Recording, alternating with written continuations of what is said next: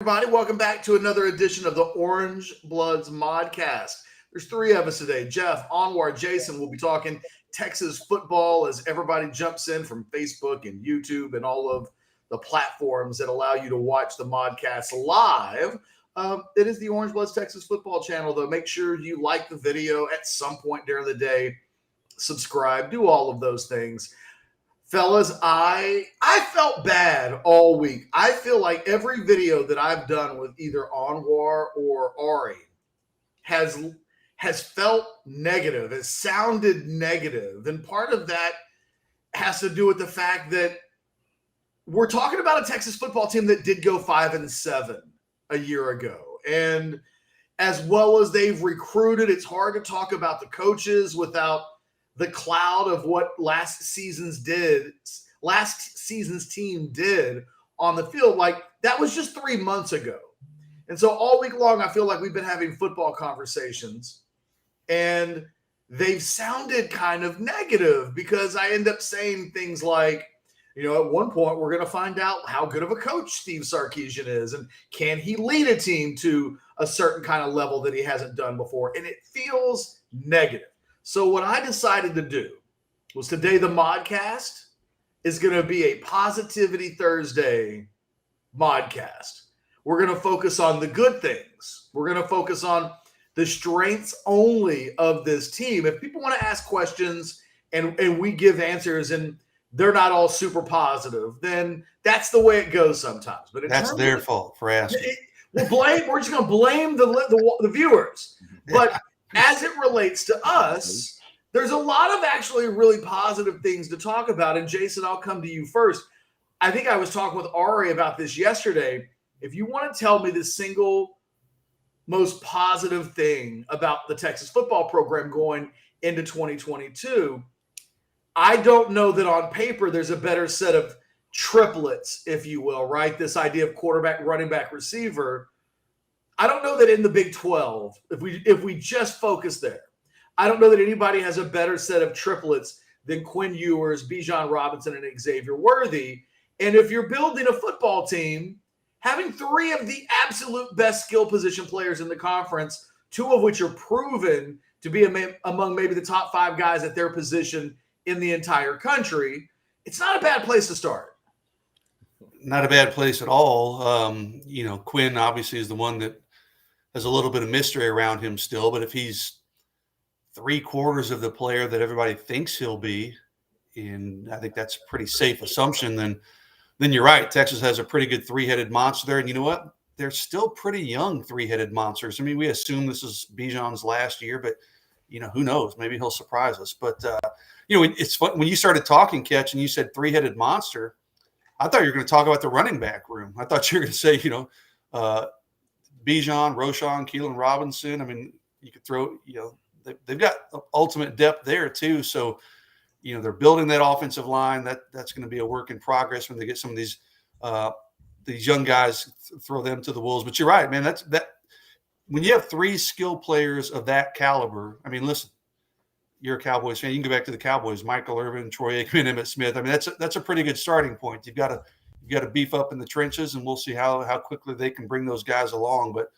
that's a good three-headed monster that Texas can build around, and certainly give you optimism if you're a Texas fan heading into this 2022 season.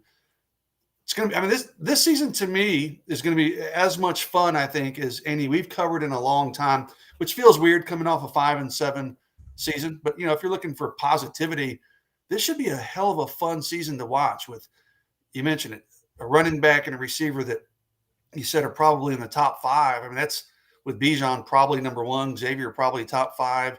You add in Isaiah Nayor. I think there's a lot of positive mystery with this. Okay, right? Isaiah Nayor, this offensive line. Gary Patterson, can he help get this defense online?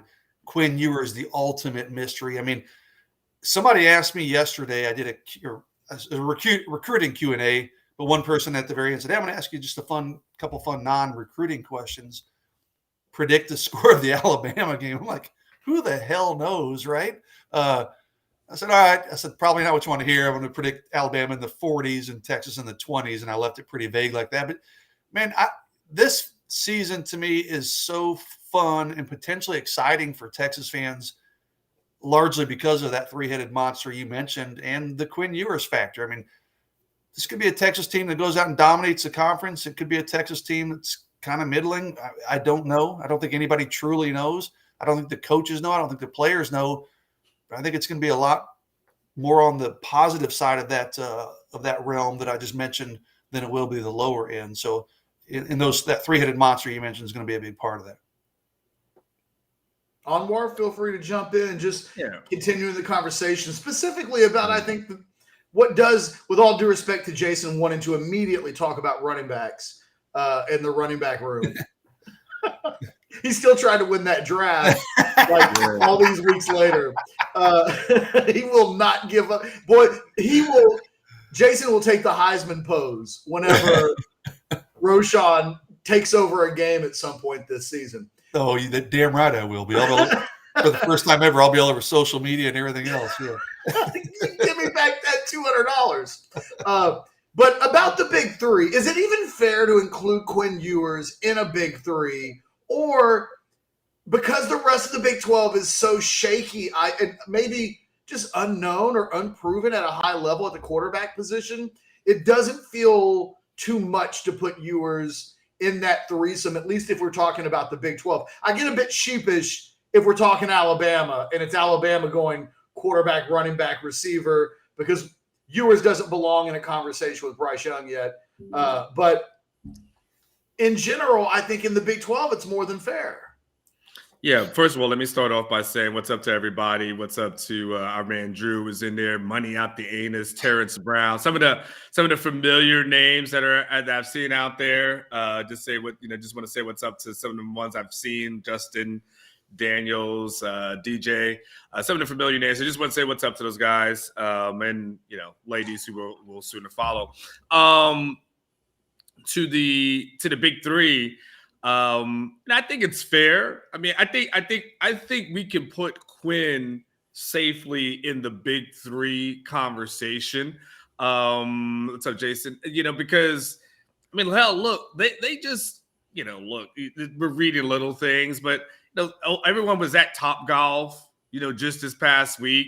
Quinn was there, with all the guys, the wide receivers, right, Elmer? Yeah, the wide receivers. Yeah. So it's clear that they've taken, gravitated to him. Brandon Marion's tweeting about him, hitting a golf ball, over the netting that's there. So, there's always the thought of like, okay, when it's the young guy, don't pump him up too much. Just let him kind of be. So, but we're not seeing the whole let's just let him be. I think everyone's understanding like who he is and what he brings to the table. So that's why I think it's fair to go ahead and put him in the conversation. You guys, obviously Jason has touched on, a little bit obviously on the running back room as far as that is concerned, of course, with Bijan, and then you have Xavier Worthy, who we know, showed a lot, almost had 1,000 yards, like that close to 1,000 yards this past season. Came up a little bit short, but you're hoping to, again, if you have Isaiah Nayor there, somebody who could take some little bit of pressure off of him, what that can do for Xavier, especially when Jordan Whittington went down, there really wasn't a ton of other options outside of Xavier. So I think knowing they have that is Xavier and more components around him. Knowing you have Brendan Marion, a running backs coach, a wide receivers coach who comes in with all the accolades and all the high praise that he had. Going back to, Jason and that running back room, Tashard Choice, the additions there. If you're looking for reasons for optimism, and I'm using your big three catch, but I'm kind of building around it as well, some of the other components associated with that big three. There's plenty of reasons to be optimistic about those three guys and the components that are around them. All right, let's do this. Everybody, feel free to ask questions throughout the entirety of today's Modcast. The good questions that I notice, and I'm always looking for them, we will put in the pin section, and we'll try to do a good job of bouncing in and out of talking about highlighting the positive areas of the program going into 2022. But we'll also try to do a better job this week of getting to your questions immediately. we'll take a quick pause and hit a few of the questions. Not all of them from a super positive standpoint, but here's one from Justin Daniels that kind of segues into the both Jason wanted to talk about the running backs, I think, and then Anwar, some of the supporting cast members of, the big three. Isn't just the big three, because they do have some other pieces, I think, that make that offense really exciting. What do we expect from Keelan Robinson this year? I feel like he should have been utilized more.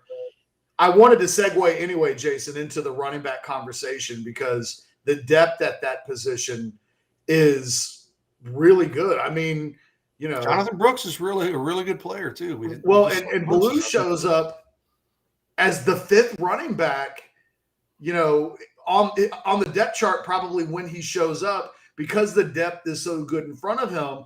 I feel like that's a position where every guy on the team you want more touches for, right? So week to week, we'll say that Bijan needs more touches. He can never have enough touches. And then we look at Roshan, and Roshan feels like a guy that should be getting 8 to 10 touches a game. And then you look at Keelan Robinson, you say, well, that's a guy that we want to get involved. It's easier said than done to be able to distribute the ball that many touches, still throw it as many times as you want to, get all of the receivers the amount of targets that you want. I don't know what to think of Keelan Robinson this year, because I'm really high on his talent, but I also watched his usage from a year ago. Same player, same skill set, could still bring those things to the table. And at the end of the day, the third running back on this team behind these two running backs is going to have a hard time getting a high volume of touches. It's an impossible task. You said it's hard. It's an impossible task to get everybody enough touches to keep everybody happy. There were games last year, Ketch, and I don't even remember who it was against, but we were kind of looking at the matchups. We're like, this feels like a game where Keelan Robinson could come in and help out in the passing game, maybe, get around the edge a little bit with his speed.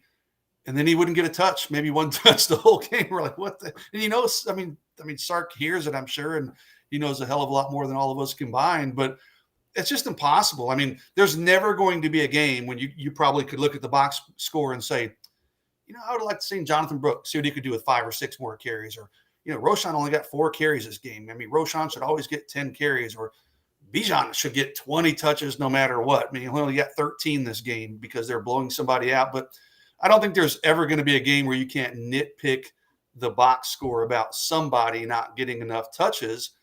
And I just think with Bijan Robinson, Roshan Johnson, I think Isaiah Nayor is going to cut into the receiving bit quite a bit, and Xavier Worthy, obviously. Those are your 4 guys that are going to dominate your touches. And listen, we'd all, I assume, I not speak for you two and everybody watching, we'd all like to see Keelan Robinson see more of what he could do. I'd love to see what he could do being a 20 carry back, in 1 or 2 games, just to see. I think Nick Saban last year, correct me if I'm wrong, Anwar Ketch, even said, hey, if he would have stuck around, he would have been playing a lot, maybe even starting for Alabama. I don't know if that's true or not, but I would love to see, just from a selfish perspective, hey, man, I love speed running backs. Let's see what Keelan Robinson can do with 15 or 20 touches.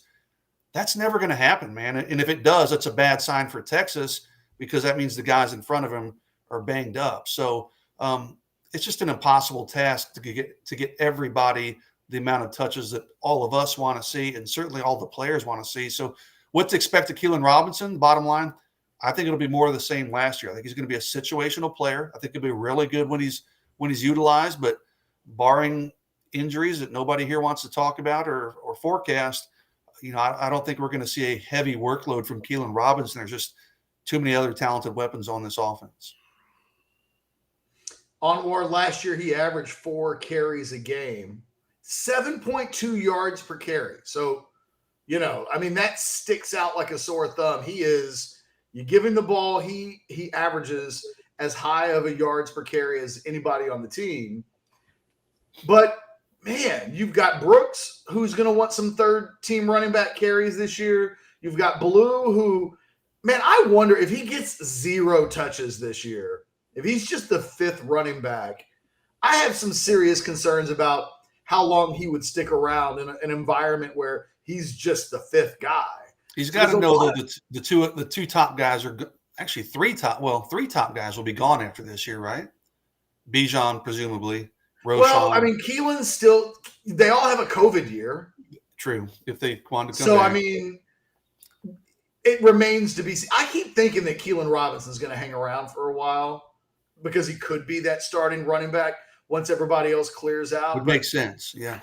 24 months is a long time to wait to go pro when that guy might think, I can get drafted. And Anwar, I'll just finish the question. Do we think that 4 carries a game, like how high do we think that could get for him in a world where he does get more touches this year? Let's say that he does. What do we think is the ceiling if there aren't any injuries? I mean, the hard part is Ketch. I mean, we also had a game past year where Bijan Robinson got 35 touches in a game. That was versus TCU. So, we know historically that Sarkisian likes to, use his number one back as much as possible, and then fill in around him. So, it has nothing to do with like Keelan or his talent. He's clearly talented. He's got bursts of speed, all those things. Like it's not against him. Bijan Robinson, though, is, he's a high draft pick. I mean, that's just the reality of it. Depending on where, running backs will be valued, a year from now. We're talking day 1, potentially day 2 at the latest, as far as the draft pick is concerned.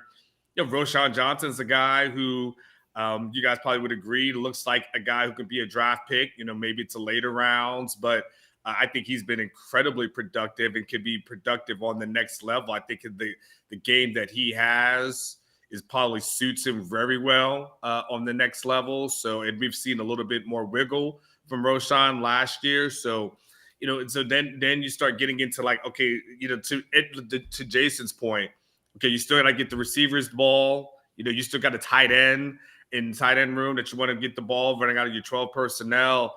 It's like, what do you do with that at that point? So I don't anticipate more, mainly just because once you get past your top 2, you still got tons of receivers. You got tight ends. Like there's just too many things. I think everyone's fighting for touches after Bijan, after Roshan, after Xavier, and after Isaiah. I think everyone's just fighting and scrambling for whatever is left. And I think Keelan will probably be in that category. Last thing on the running backs. Let's just Roshan for a second. I was listening to you, Anwar, talk about Jason, and I want to get your opinion on the question I'm about to ask in a second. You mentioned him as a guy that could be drafted as a backup running back, but I wonder if that doesn't quite do Roshan justice. It's, I think ultimately it's going to come down to how he runs and tests. So, if we saw Roshan pull off like a 4.45 or something like that, suddenly all bets are 4.50 might even be enough that like suddenly you're viewing him higher than I think he's got early day 3 upside as a backup. I can see him as a 4th or 5th round guy, and I think he's going to play in the NFL.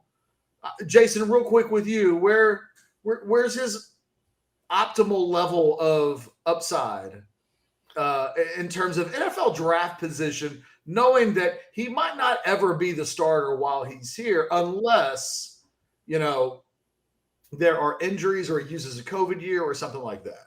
Yeah, we saw what he could do last year in the last game of the season when Bijan was out. Draft's kind of unpredictable. Like you said, Ketch, if he goes out there and runs a tremendous time, that's going to probably boost his stock. But he'll get dinged a little bit in the eyes of scouts because he's a backup running back, right? But, hey, he's a backup to probably the best running back in the country. So I don't think that'll be a killer for him. But I would think day 3 is realistic. But to me, with Roshan, I don't know that I'm that worried about where he gets drafted. I don't care if he's an undrafted free agent. That guy, to me, is going to make an NFL team between his character, his leadership abilities, his productivity, his work ethic. I think there's nothing to dislike about Roshan Johnson on the field or off the field. He can catch the ball. He blocks. He's coachable. He runs hard. He protects the football.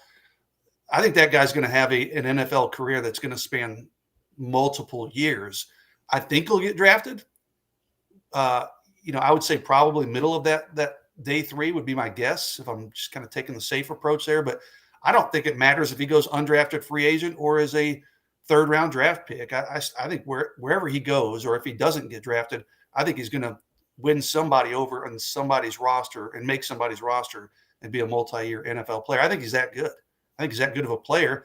I think if Bijan Robinson had gone to Ohio State, okay, like he almost did, I think Roshan Johnson would be a guy we would be talking about as an all Big 12 running back and one of the better running backs in the country. I think he's that good if he had that kind of opportunity. He just happens to have a rare talent in front of him in Bijan.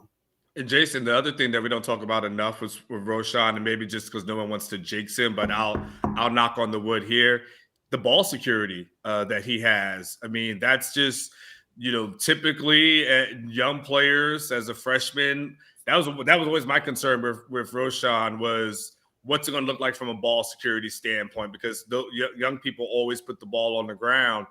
That's not him. That is a guy who we've seen take hits. I mean, he's taken hits and still being really good with the ball security. So I think when you start thinking about what the overall package looks like, when NFL scouts start seeing that portion of it, the productivity, the yards, and look at the ball security, he becomes even more appealing to me.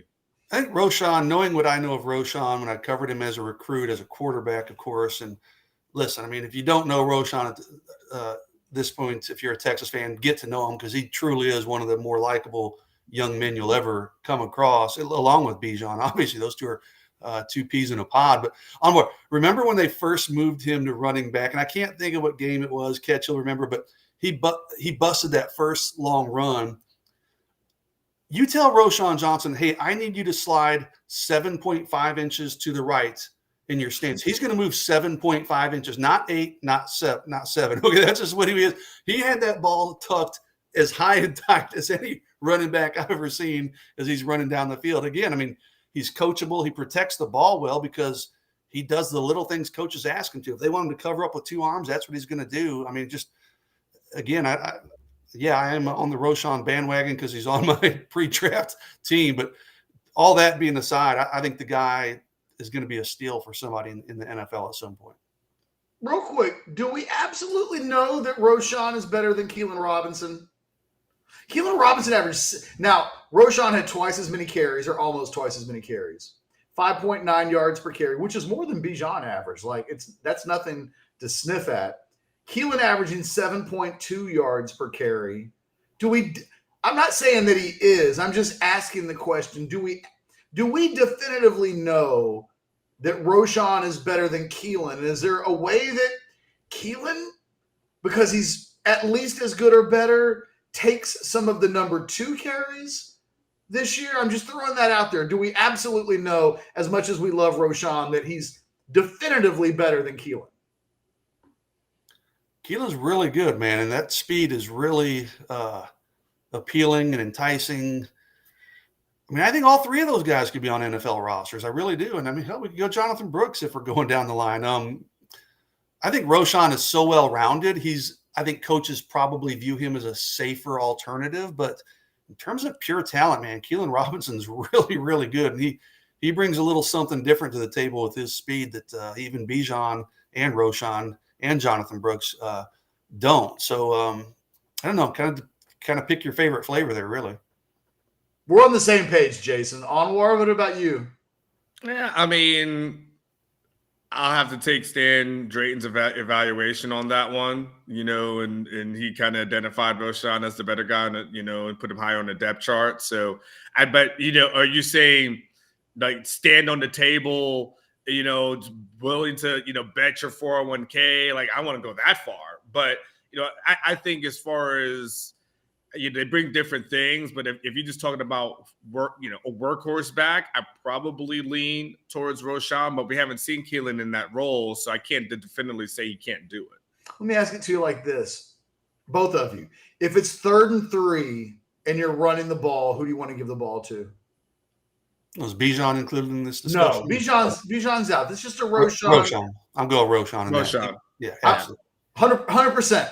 Yeah. If it's 3rd and 7 and you're going to run the ball, does your answer change? Mine does. I don't know that mine does, honestly. I think Roshan can fight for tough yards. You know, if it's a 4-yard carry, he can turn it into a 7-yard carry. I don't know that Keelan can do that. Keelan could maybe bust a 25-yarder for you, but I don't know if he's going to be able to fight for those last couple tough yards. So we're talking about being like on the 23 kind of thing, and you're just playing it safe, and you're just trying to get like 7 yards. I'm saying you legitimately think that running the ball in that instance, whether it's a jet sweep, some sort of option play, draw play, something that requires you to get 7 yards on the ground, but not like a layup, like we're taking a knee and punting. Like you are just legitimately trying to catch the defense off guard, and you think that's the play to run. I mean, Roshan may have a bunch of guys bounce off of him, and he might drag guys about 4 yards with him and get it. He might make 3 and have the 3 initial and drag guys 4 yards. So I'll still go Roshan. All right. One interesting stat that I think really speaks well to the type of player Roshan is. 96 carries last year. Out of those 96 carries, he lost 8 yards. Keelan, on 45 carries, lost 11 yards. So when you give Roshan Johnson the ball, bad things don't happen. He is going to get you something and very rarely find himself in a position where he's losing yardage. It kind of reminds me of the Emmitt Smith, Barry Sanders debate from many, many years ago where Barry might lose yardage more times than Emmitt, but Barry might have the spectacular more. I don't know. When we talk about positivity, man, we could legitimately do the whole podcast on the running back position because I don't feel like we've talked about Jonathan Brooks at all. And he may have something to say about the carry distribution. And obviously they got a freshman coming in blue who at one point was viewed as maybe the best running back prospect in the country. And if he'd had those types of credentials instead of sitting out a year and not quite being on the marquee in the recruiting class the way he might have been in a parallel universe where he does things maybe completely different than he did as a senior in high school. I wonder how, if a 5-star running back came this year, I wonder what that looks like in a very crowded running back room. Let's move. You see what I want to go. Give me just a second. I'm looking at the pinned messages because if we're going to talk positive things, it feels like, here we go. Matthew Miller asks, if you had to bet money on who is 3rd on the team in receptions, who are we picking? Obviously, Nair and Worthy will probably be 1-2. I think, that takes us to another area where you can be really positive and optimistic about, even if the volume of numbers of who they want, even if the coaches would like one more receiver if they could find them in the portal. I think at the top of the depth chart for this class, especially if you include Brennan Thompson, Anwar, I love this wide receiving unit if it stays healthy and Quinn Ewers has time to throw the football. Texas got some playmakers now, and the addition of Nair, I think elevates this offense significantly. I wonder if he's on the team a year ago, maybe we flip that record and they go 7-5 and 5-7. For a team that played a lot of 50-50 games and didn't win any of the 50-50 games, having a playmaker to take pressure off of Xavier Worthy in the passing game was one of the most critical needs I think this program had going into the offseason. It's interesting. I'm looking up the receptions from last season, Catch. Xavier leads the team with 63. Bijan and Jordan Whittington end up tied at 26. And that obviously, Jordan has injuries in that year. So it's kind of a little bit interesting. I know Bijan got banged up towards the end. Joshua Moore had 24. Followed by Kay Brewer at 21, Marcus Washington at 18. It's kind of catches. It's a really interesting if you're saying like who would be 3rd, based off of last season. it would have been it would have been like probably Jordan Whittington. Well, probably would have been Bijan more than likely if Jordan Whittington stays healthy. So yeah, does that become a Bijan conversation? Like, is the Bijan the number 3 guy? Is Jordan Whittington the number 3 guy? Is Isaiah? I mean, are we giving are we bypassing Jordan Whittington a little bit too much for Isaiah Nayor at this moment? And I think so. And sleeping on him and what his abilities are as a guy who's been in the program for several years. Well, Jason, I was going to ask, how many games? Let's give a number of games, because I think the question is how many games does Jordan Whittington play? If he plays 12 and doesn't get hurt, Anwar, I think he may finish second on the team in receptions. I think Jordan Whittington very seriously considered changing positions this offseason. If you listen to the videos that we've done with him on Orangebloods, he mentions he ran the idea by some people. I think one of those people was Steve Sarkisian. And I think Steve Sarkisian said, no way. You're staying at wide receiver. I have big plans for you. We just need to keep you on the field. And I think he went out of his way at the second signing day to give a little bit of love to Jordan Whittington in a way that he didn't do for really any of his players very much during the season, Anwar. Sarkisian wasn't trying to put lipstick on any of those pigs. I mean, you ask him about the quarterbacks, not a whole lot of, not a lot of grace and building up at those positions. And I don't know that we really saw it other than Xavier last year, but I think Steve Sarkisian thinks Jordan Whittington staying healthy is a very productive player.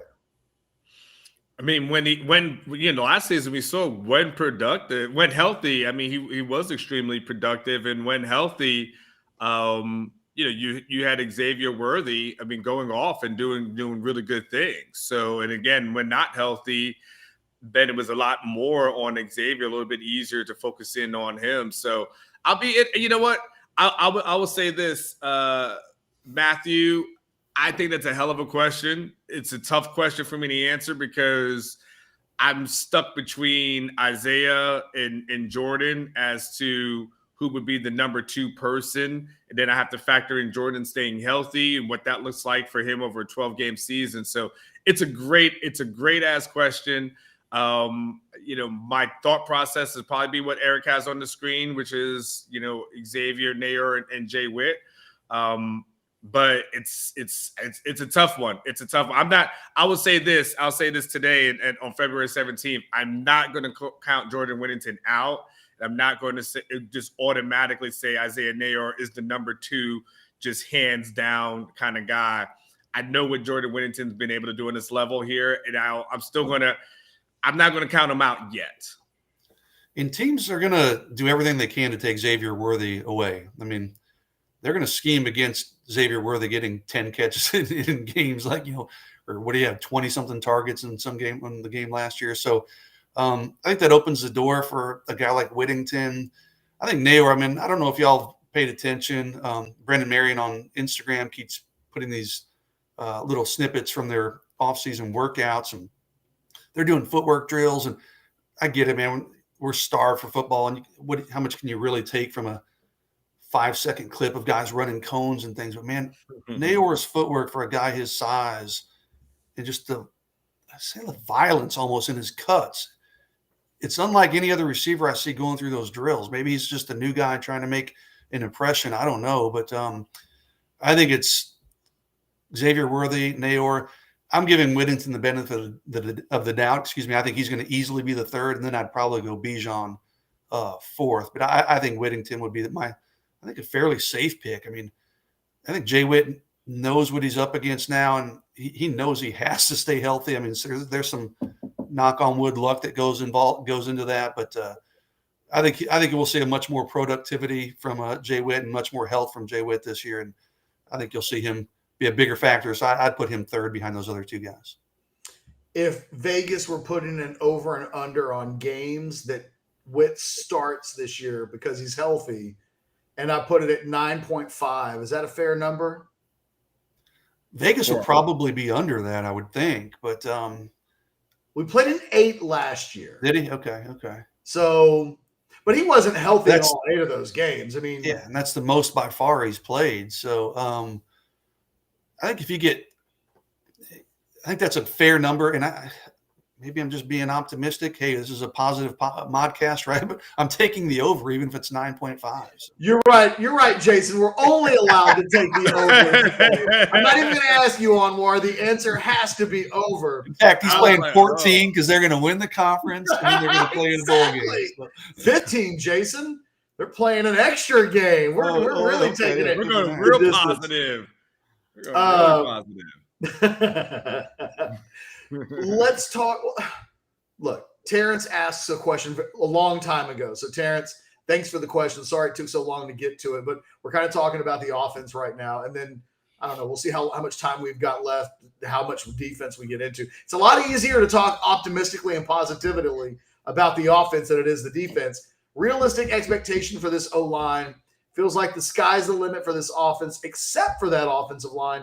Such a big question mark. Again, thanks to Terrence. I've been holding on to this question for like 30 minutes. So, Terrence, if you're still in here, you made it. It just took a little longer than you probably hoped when you sent the question in. Anwar, assign a word to it. What's the upside? What can this group be if everything comes together? Not as bad as last year. I mean, we're looking for optimism, right? Improvement. Yeah, I mean, you got to. If you again stay with the theme of optimism, what you say to yourself is, a second year in the system, another second year with an offensive line coach. If we go through our history of O-line coaches, they've had a few, and then the offensive line could have probably performed a little bit better at times under Herb Pan. I think Herb did the best he could to get the most out of the talent. So you got to say to yourself, you got young guys, you've got 2 5-stars that are coming in. We'll just say 2 5-stars just for argument's sake. You got 2 5-stars that are coming in. You got guys who you feel like could probably fight for playing time right away. We've got a couple of incumbents that should help with some of that transition process. But I would say that Ketch, there is some reason for the least hope that this offensive line would be better than last year, just because there's going to be more talented guys, more maybe young guys, but they might be. I think we can it can be safely said that they should be on paper, Catch, probably more talented than some of the incumbents who are here. I think that this will be the year we learn more. We know Kyle Flood can recruit his ass off, right? That we know the guy is a recruiting machine. Now this is the time for Kyle Flood to show, okay, this is what he's going to do from a coaching standpoint and getting these guys ready for the upcoming season. If he does that portion of it, then yeah, there's definitely reasons for optimism. I think the Tope Amade late season development last year really gives me hope. I think the floor for this offensive line is what it was a year ago. And I think that would be a disappointment because even with all these freshmen coming in, Kyle Flood is too good of a coach that a guy like Jake Majors doesn't start to take some real steps forward from being serviceable to being really good. Christian Jones and Andre Shkarik, they're guys that I think still have upside to be better players. Christian Jones can play on Sundays. Will he? I don't know. But he can. I think that's his optimal level. If he can get, that's his ceiling. So, I think this group of offensive line is going to be better. It's a matter of can they be consistent? Because there were even games last year where the offensive line played pretty well at times, and they weren't the reason why Texas would have lost. The offensive line wasn't the reason why Texas lost to Kansas. The offensive line is not the reason why they lost to Oklahoma. And yet we never felt good about that group. And I think maybe that's the answer It's a group that by the end of the year you're going to feel good about. And somebody mentioned, Eric Torres in the comments mentioned that they need to do like A&M did. Let me put that up there if I can find it. Oh, here it is, Eric Torres, hitting on the wrong one. They need to do it, copy A&M. They started 2 freshmen on the offensive line. And after the Bama game, youth should be served. I do wonder if there are 2 seasons for this team. The first 2 games and then everything that happens after Alabama. I don't know. We'll see. I wonder how different this team looks and plays after it just gets done with what is unquestionably the toughest game on paper that it will have had in a decade. I don't know. Jason, you tell me the last time Texas has played a team as good as this Alabama team that will come to town? Ohio State, back when Mac was coaching. 2006, that's what I was thinking. Seriously, it's been 15, 16 years probably, yeah. Maybe the very best Oklahoma team of the last decade, but maybe. Even that doesn't quite feel – they're playing a returning Heisman Trophy winner. That in itself is unique, to say the least. Let's move over to the defensive side of the ball. Anwar, I'm just going to throw it to you. Pick anything on defense you want to be positive about. Well, I'll start with DeMarvion. I mean, I can definitely try to be positive, about him. And, while the defense struggled at times, last season, I think you and I still believe in DeMarvion and what the ability that he has. I don't think the ability or capability has gone away. I still think that's still there. That's still within him. Still think he's highly productive. He's a guy that, what is this? What will this be? Year 4 catch? This for DeMarvion on campus? He's a guy that we know has pro aspirations, so we know this is going to be major for him, as far as, not to say he never went all chips in, but this would be, if there ever was let's time to become the leader of this team, to accomplish all the things that he wants to accomplish, not only personally but from a team standpoint. This becomes it. So I start with DeMarvion as kind of like that leader of the defense, as far as being able to get things done. So that's where I'll start. I'll hear what you guys have to say. Jason, any thoughts on that? Yeah, I'm looking there. Jackie McCardell Jr. kind of echoed what I was thinking. Said the defense will take major steps forward this year, second year under PK. We heard a lot. I think it was under Tom Herman. I guess it was under Tom. I think we heard it under Charlie Strong too, about guys almost overthinking on defense when they were struggling on defense. You've just got to react on defense sometimes. You got to be comfortable enough in your assignments to just be able to react spontaneously and know that you're doing the right thing. I think we'll see that. We should see more of that in year 2 under PK than we certainly saw in year 1. So I agree with Jackie's comment there. And I thought this even before he put it up. But if I'm looking for optimism and rooms for a reason why I think there'll be improved play, I think it's just that jump from year 1 to year 2 in that same system. And obviously you throw Gary Patterson in, that's something to think about as well. But the comfortability, is that the right word? I guess from being in that same system 2 years in a row, I think will help this defense play better. I think the best way to think about this defense, this is the single most positive thing that we can probably say about the defense. And, it's pretty positive. And Jason, I'll just come right back to you. If you close your eyes and think of who the 11 starters are for this team on defense as things currently stand. And you know what, real quick, just to be a good sport, because I sent you this. Well, I don't have the depth chart in front of me, so we all have the ideas. I forgot the scholarship board. It's not quite the same thing as a working depth chart. How many guys on this defense do you think have all Big 12 upside this season? Yeah, that's hard because I'm not familiar with the other rosters and who they all have coming back. But in general terms speaking, who has that kind of talent? Yeah. DeMarvion,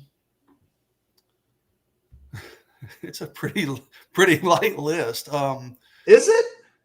I don't Man, I don't know that there are a lot of true game changers on that defense. Well, how about this? So if we take a guy like Deshaun Jameson, he would wasn't all Big 12 a year ago. He had we think that at his best he could be, right? Yes, he would. I was going to say, I think Jameson has that capability if he has a bounce back year. He took a bit. Byron? What about Byron Murphy? Byron was really good in splashes, and I think his problem is he's going to be part of a rotation, so he's not going to put up the big numbers that you'd expect. Can he do it? Yes. Would I predict him to do it? No. Well, see, those are two different questions. And right now I'm just talking about guys on this defense that if they hit their maximum levels. Mm-hmm. Alfred Collins is another example. None of us are going to predict that Alfred Collins is going to be Big 12, Big 12. I'm a big Alfred Collins guy. I love that guy as a recruit. I don't criticize rankings very often, but I thought Rivals was crazy. I've been beating the drum for a couple of years. That guy should have been playing more as a true freshman. Alfred hasn't done a whole lot. He still has a lot to prove to me before I think he can be an all Big 12 type of player. How about Anthony Cook? At his best, yes. At his best.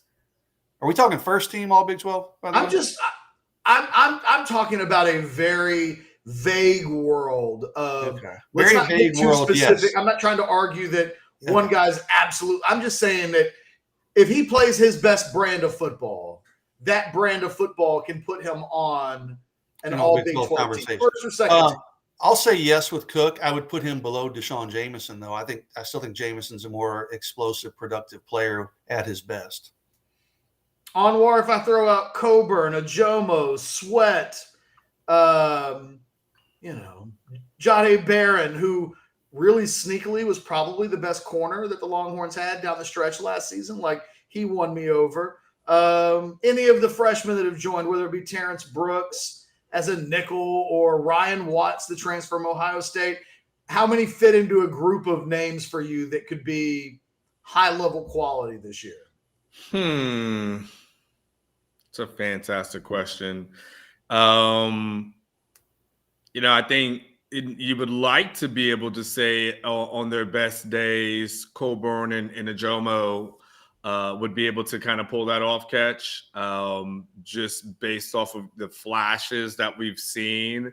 But, we know sometimes there's a rotation that goes there. And, it's a little tough for what they're, sometimes asked to do for you to 100% say that. Ryan Watts is really interesting catch, as the Ohio State transfer. That possibility of what he might be able to do. He might be a sneaky good pick if you were buying low and wanted to buy low into someone and hoping for some sort of return.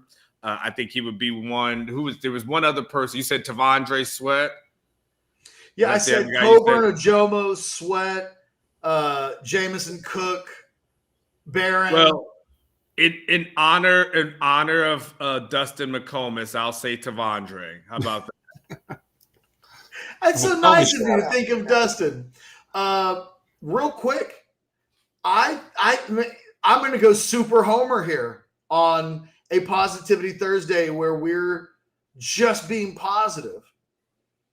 I think there's a world out there where I think Keandre Coburn and DeMarvion Overshown thought last year was going to be easy and that the improvement was just going to happen because that's what happens. I have very high hopes for both of those guys that there's a seriousness for which they take this season that they won't mentally know that they're even needed to do it or it's just going to happen. I think there's a world out there where Keandre Coburn says, I'm not just going to let Byron Murphy take my job. And at his highest level, Keandre Coburn's a really good player. You look at the guy 2 years ago, looked like a different player than what Texas had a year ago. If he can find that form, get in a little bit better shape, be at his optimal level, Coburn, Ajomo, Sweat, Overshown, Jameson, Cook, Murphy, Finkley, I'm including. I think Justin Finkley with a full offseason, he's got a full. You got to get his name right, Justice Finkley. If you're going to put him on the list, you got to get his name right. What did I say? Justin. And Oh. he said Justin. Excuse me, Justice. I do know your name. It's like, what the hell did I call him? I know what his name is. I think there's 8 guys, and I'm not even including Ryan Watts, which would potentially make 9, or Ajade Barron.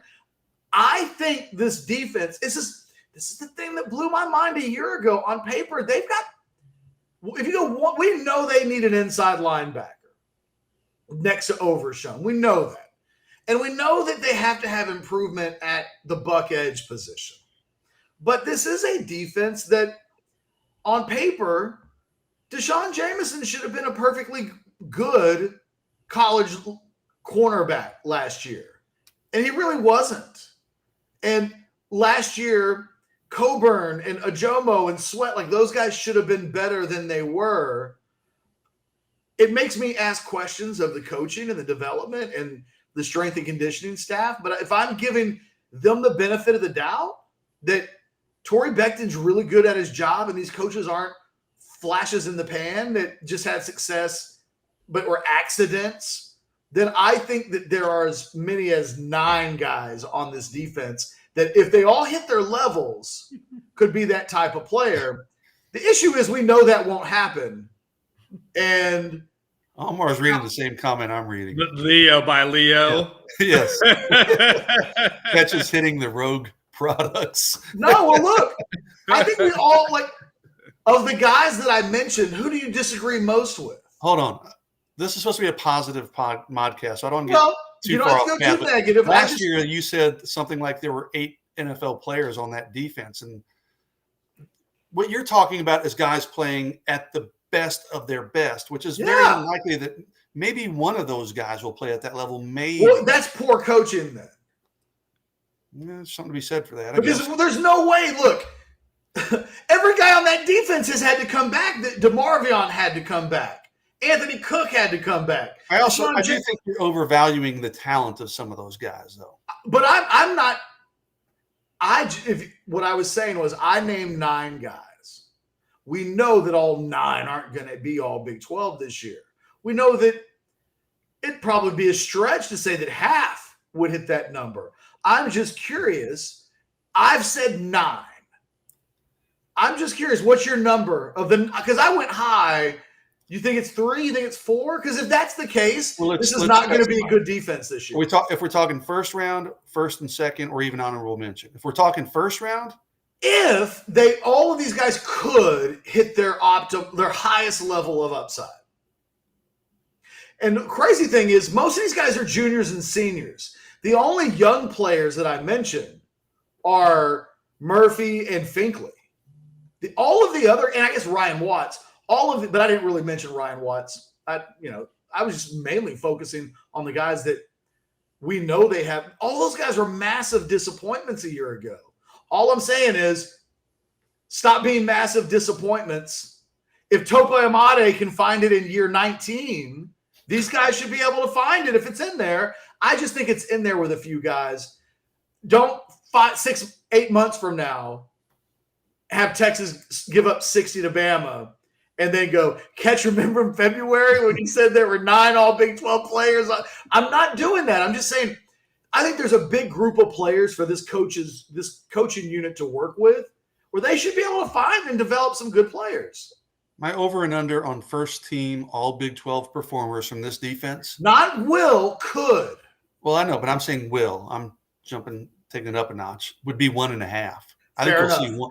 And I think that is probably dependent on Ryan Watts coming in and playing really well, if I'm being completely honest. So, these guys are really going to have to, take some magic beans or something, I think, to make the kind of strides you're It's a Positivity Thursday. It is, Don't right. ruin this. I want to shut my mouth. Yes, exactly. So. We can be negative Thursday next Thursday, and believe me, we can spin this conversation around on more. If we wanted to just be negative, I'd be like, God, all those guys sucked last year.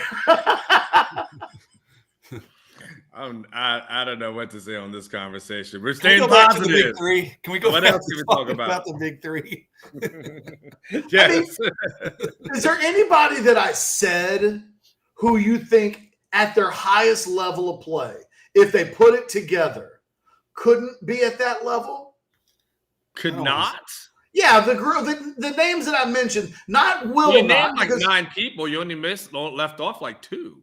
Yeah, well, there's a lot of there's 4. They have 4 interior defensive linemen. I don't know what I think of Murphy as an NFL player. I don't yet. Like, I don't know. I just don't know what I think. But I think Coburn, Ajomo, and Sweat, if they're dialed in and their heads are screwed on right and they're playing their best brand of football, I think all those guys could play on Sundays. So I've got 4 defensive tackles. I know it's a hard conversation based off of what we saw last year, Catch. I just got to be honest. Like I hear it. Names. This guy sucks. He ain't, I'm down for the positivity. Like I'm cool with the conversation. I can't have an out of body experience right now. Who are the defensive tackles that I mentioned? Do you not? I'm just curious because it's a positive conversation. I'm not. Wow. You're going to make me guess who you're down on?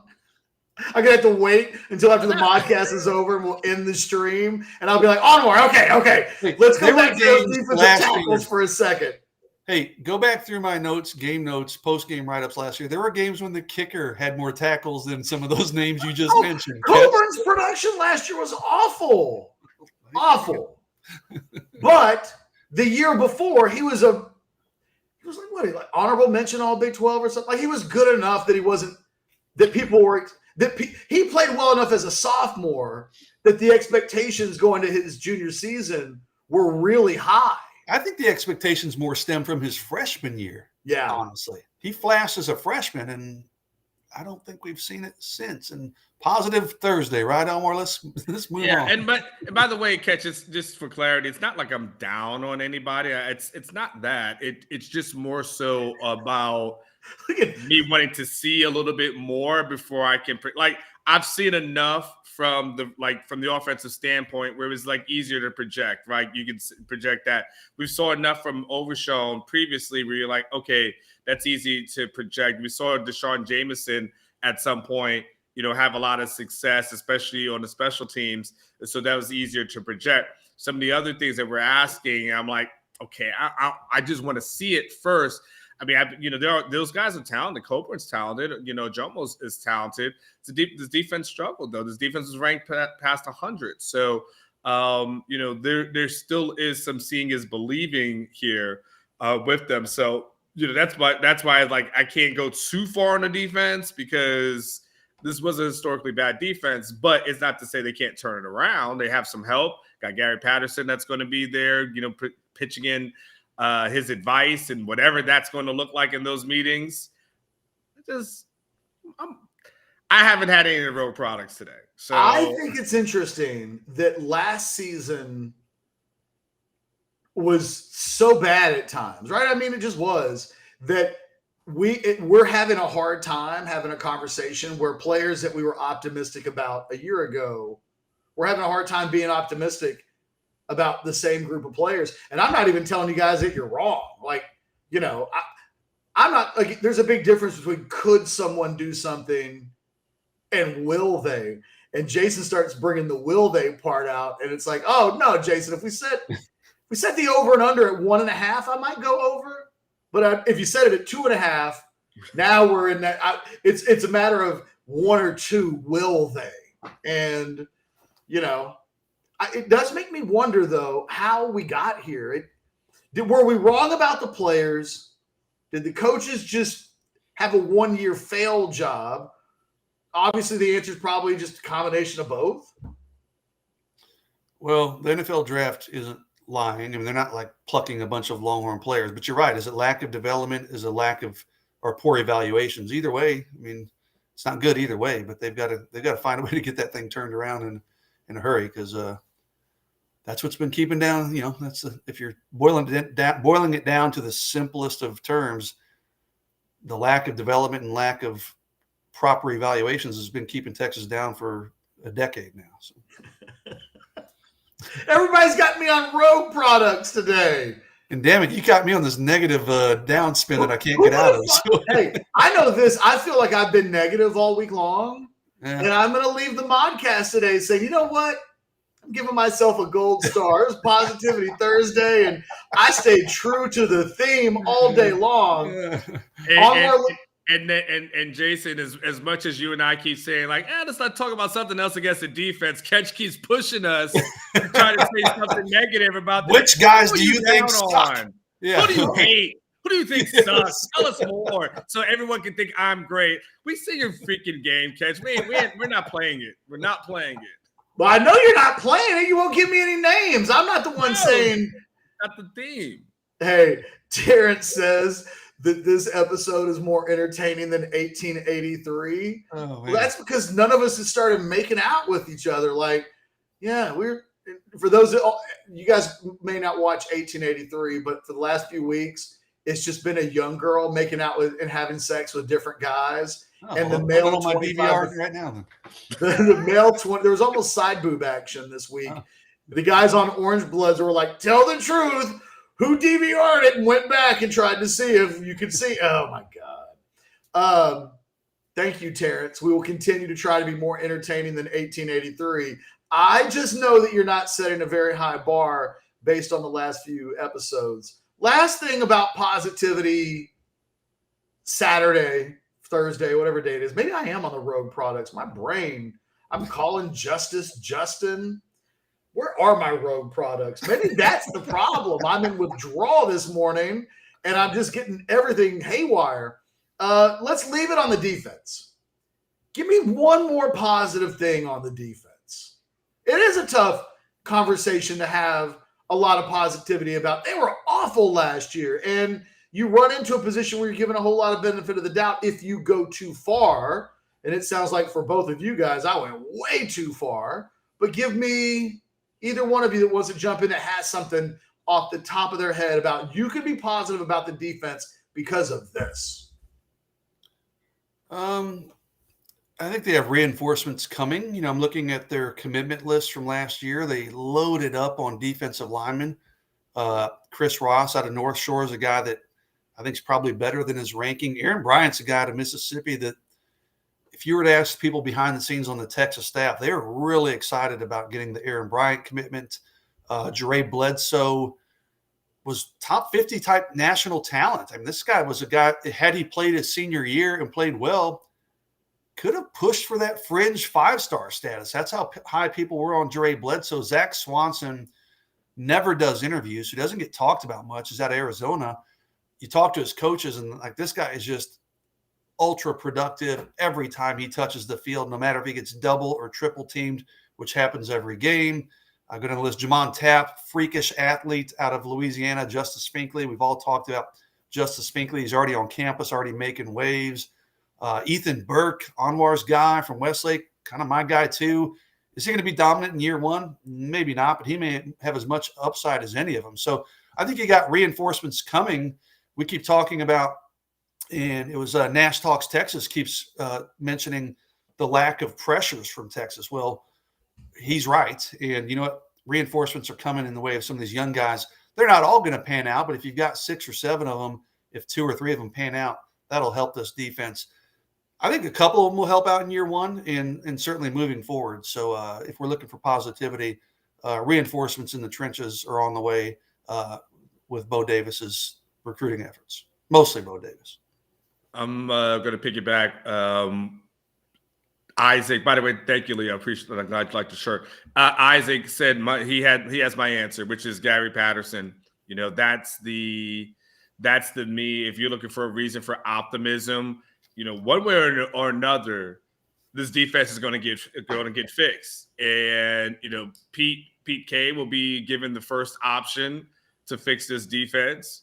And if it doesn't happen for whatever reason, then Gary Patterson will probably be given that option as well. The defense will get fixed. The defense will eventually get better because of Gary Patterson. Who else better than a guy who has, you know, seen Texas for years, knows them inside and out, recruited against a lot of these guys, try to get some of these players. Like Gary Patterson's familiarity with the Texas program will definitely help. Will there be pressure? on some of the coaches in that room? Absolutely. There will definitely be some pressure on the coaches in the room. But you know what? If they say, the competitiveness and having, guys helps for the players as far as like, oh, you want to bring in a lot of competition in that room, then bringing in a support staff of guys who could potentially take over at some point, that should definitely put some pressure on them. I mean, at the end of the day, Gary Patterson is boys with Chris Del Conte, who is everybody's boss. I think they're going to listen to some of his ideas, right? I mean, like, I think it's safe to say that guy, when he pitches an idea, you don't want him going back and telling, Chris, like, yeah, I pitched some ideas. No one's listening. You don't want that to happen. You want the opposite to happen, which is it. Oh, Gary pitched some ideas. Yeah, absolutely. You don't want to run it back to the boss man saying anything different. So, but that kind of pressure should hopefully make them better. Iron sharpens iron. I think PK put that out there as a Bible verse. So, I think the addition of Gary Patterson ends up being something that's really strong, and it should be a positive for the defense. I want to address this. Why in the hell would – remember when Ketch said that why in the hell would Quinn Ewers come to Texas and then he transferred a month later? Good times. I want to address this, but I can't because it's a Positivity Thursday. But I think I said that after the Iowa State loss or the Kansas loss or any of those 6 losses. I can't remember which one it was. There's still a legitimacy to that point. You can still make why Quinn Ewers did come to Texas other than the millions of dollars he's going to receive. It's a fair question. I can't dive into it because it's a Positivity Thursday, and I am going out of my way to be positive. I'll end it with this. Marlon's really testing you, though, isn't he? He is. Because I really want to remind him how shitty the football team was last year, and I'm just not going to do it. And how bad of a coaching job took place. I do think the talent, I think the most positive thing I can say about the defense is outside of its obvious holes. And I think there are 2 positions that are pretty important that Texas still needs to find a way to shore up, whether or not a guy like Justice Finkley can jump in and immediately be that kind of a player. Because I have found myself wondering how good a player is going to have to. We've seen them with the offensive line guys not want to take a veteran to step in place of any of these young guys. That they don't want Devon Campbell's place in the starting lineup to be blocked by a guy who's a little older and a little bit, you know what I mean? Like they've told us with their actions, they want the young guys to eventually be the answers. I wonder, because the kid from TCU, not O'Shawn Mathis, but Coleman, right? He puts his name into the portal, and I find myself wondering, okay, that guy had 1.5 sacks last year. Is he definitely better than Ovi Ogofu? And is he better than what you think you can get out of Justice Finkley? I can't say that I exactly know the answer, but I know it's something that you have to think about because I think they've got guys coming in who they have high hopes for. But I think outside of those 2 positions, clearly I have optimism for the defensive line as poorly as they played. I still think there's talent there that if they're not good, I'm going to look at the coaches and go, why couldn't you get those guys to be good? Why can't Alfred Collins be better? And maybe the answer is Alfred Collins has an Alfred Collins problem. But, part of having an elite coaching staff is you get the most out of guys like that. I think there's a lot to work with there that if you told me Texas ended up having a really good defensive line this year, I would go, yes, finally it came together. I think in the secondary, the talent is there. In isolated cases, if we separate them all and say, can Deshaun Jameson be a good player? I think the answer is yes. I think we say, can Anthony Cook be a really good player? I think we could say, well, he was the best player in the secondary a year ago. Yeah, I think he can be pretty good. Do we think that Ryan Watts can? I think we could go down the list of Jaron Thompson and Jahdae Barron and Keaton. I think there's a lot of guys that the answer is yes. In a vacuum, I think that guy can be really good. I think the most optimistic Texas fan this year, the most positive Texas fan, says, don't have the answers for those two holes. But man, I think all over the rest of the field, there are some pretty good potential answers, even if they were not good answers a year ago. Fellas, we're not going to even talk about special teams because I don't know how to be positive about the punting and the kicking game. I don't. So Isaac Pearson looked damn good in practices last year, the Aussie punter. So was that your guy or was that Alex's guy? Mine and Alex's, to be honest with you. I was surprised when he didn't win the job, but I mean, listen, Cameron Dicker goes out there and punts like gangbusters. So, Will Stone coming in. Will's got a nice leg. I've talked to Will. He's mentally, he says, hey, I'm ready for the job. So positivity. I think they've got some talent. They just got to throw them to the wolves and see how they do. Jason's got Isaac Pearson winning the Ray Guy Award, and I'm over here being too optimistic about Moro Ajomo. All right, let's go into parting shots. Anybody want to go first? I've got one. If you guys need to think of one, I can go first today. Go for it. I've got go for it. I have an idea. I have something I want to say. Here's my parting shot, and it kind of goes. This is neither negative nor positive. It's just a matter of statement. When I watched the Top Golf stuff this week with Quinn Ewers, and he hit a ball over the net, Anwar, it was very hard for me not to think about Shane Buechele in the ping pong tournament. All I'm saying is, guys, we're getting ready to go into the off season, and it would behoove everybody to occasionally say the word ping pong out loud to yourself when you start watching any kind of video, and you're like, "Oh my God, it's on!" Look at the team building. Look at how I'm just gonna say ping pong.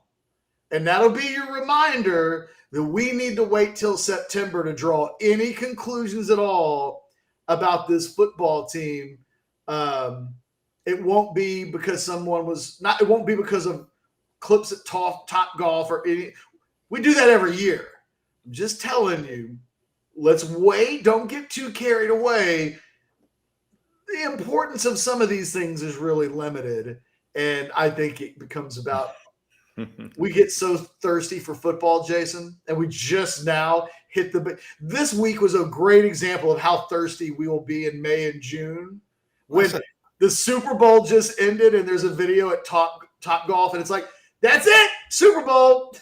Yeah, and I'm the guy watching Brennan Marion Instagram stories of wide receivers running cones, thinking, "Whoa, that guy looks good," and like, "Whoa, move him up the depth chart." So ping pong. When you were saying that, Jason, in my mind, I was like, "That's my parting shot, ping pong." Just remember, we go a little cuckoo for Cocoa Puffs during the off season. We get so thirsty that when they put those thirst traps out there, we take them hook, line, and sinker. And I want everybody to pace themselves. We got a long off season in front of us.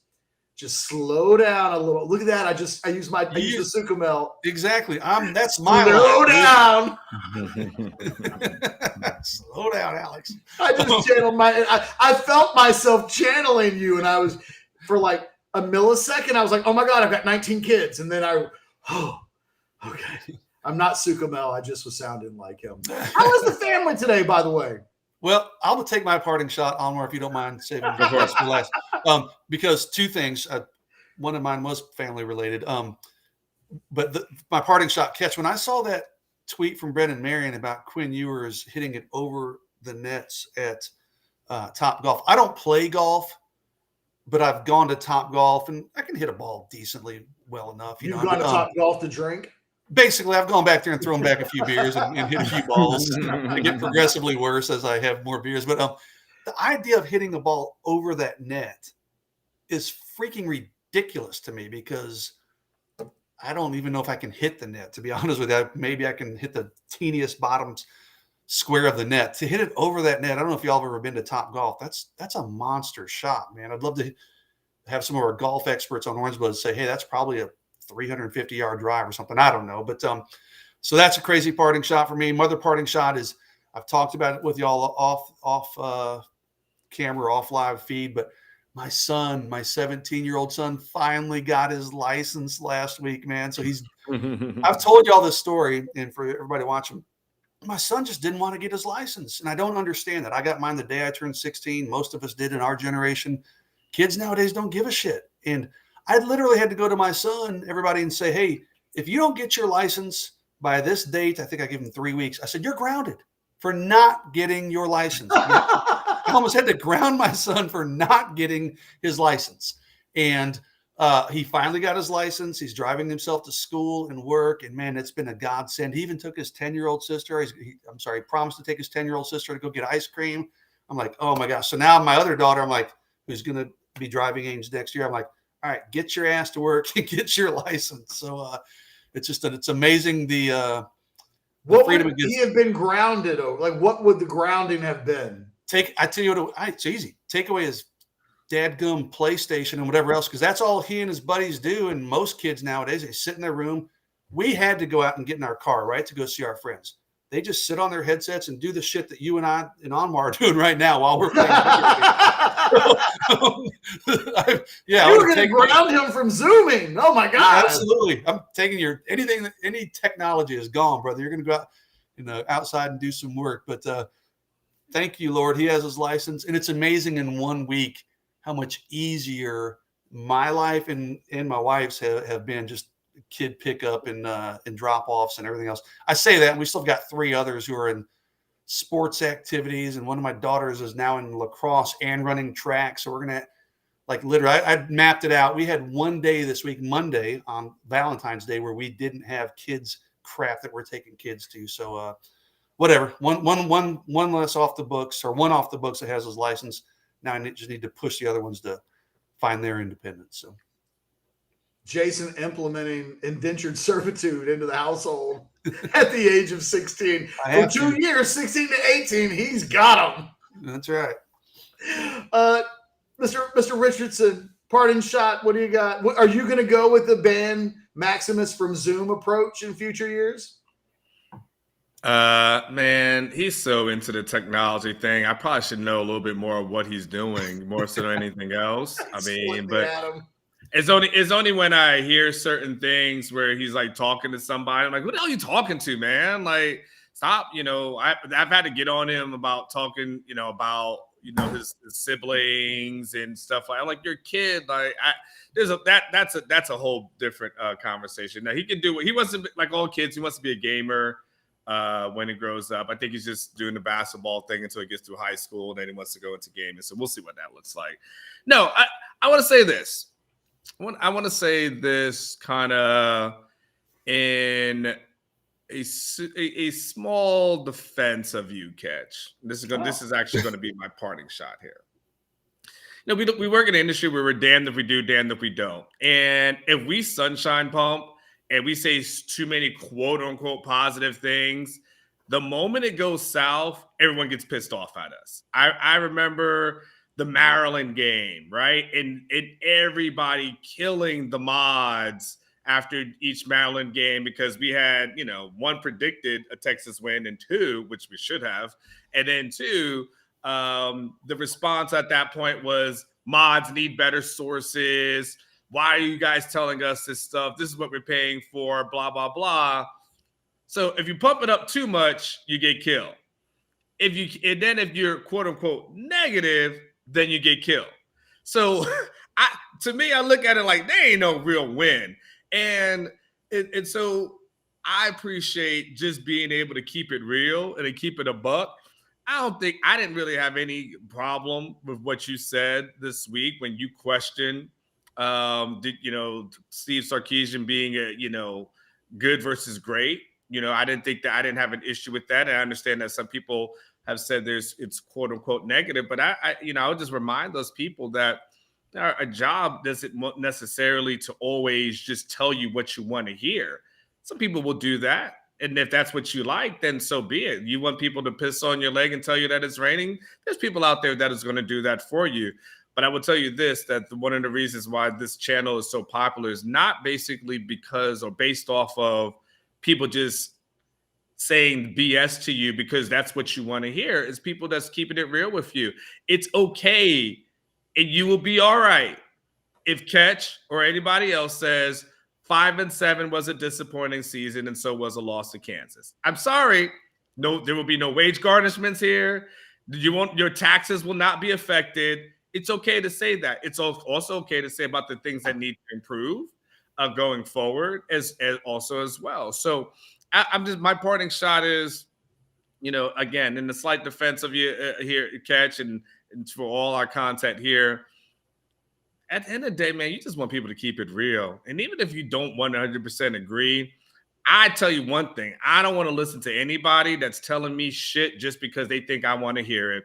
And I don't want to hear somebody just pumping stuff up and putting out, little Longhorn JPEGs and all the other type of stuff. Like, if you want the cheerleader shit, like, go get your cheerleader shit. But if you want someone to keep it real, you want someone to keep it a buck, and you want somebody to, when at the end of the day, they are not trying to lie to you just for likes or clicks or anything else like that, this is the station for you. And I tell you one thing, if there's positive things to talk about, I guarantee you, we're going to talk about the positives. All right. We will absolutely talk about positives. I know you wanted to do this show, and I'm okay with what, the thought process of it, Ketch. And that's cool to do a positive Thursday, but let's only do it again when it's 100% justified. Well, this is one Thursday out of like 20 in a row. We have to think of something to talk about. Hey, Anwar. I was already like, do we need to do another draft? So yeah, like maybe we'll do another Positivity Thursday, in April, but it might just be from like a pure skip book, like just, filling in a topic idea. But I feel you. Anwar, you look extremely handsome and youthful today. Is that Positive Thursday, or is that just me telling you the truth? You'll never know, brother. So either way, I'll take it. He's thinking it. Something happened to think about it, Anwar. Thank you. Well, you can only contain the sexiness of Anwar Richardson for too long before we're all going to start thinking it eventually. Hey, to everybody who hung out with us today, thanks. We always appreciate you joining the show. We appreciate those of you that joined into the commentary. Like the video, subscribe to the channel. We are above 11,000 and climbing. And as Eric Torres says, that's right, one big group hug. Next week, Alex Dunlap. Nothing wrong with Alex. He's just like on daddy daycare, if I'm not mistaken, today. Daddy dentist duties, I believe it is. Yeah. Yes. But nothing, he's not on the side of the road. Nothing at the house broke. He's not doing manual labor in the rain. I don't know. He's just, it's a very basic thing for those of you who were worried about it. But hey, thanks for hanging out. We'll do it again next week. You guys take care of